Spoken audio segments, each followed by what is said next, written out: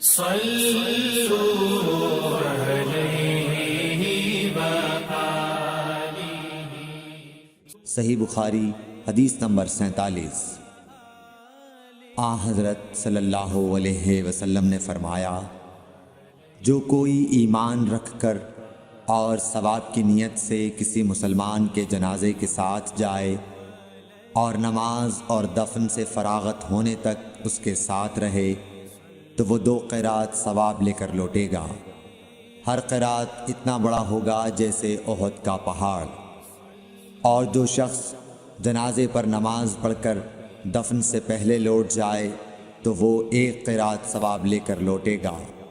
सल्लु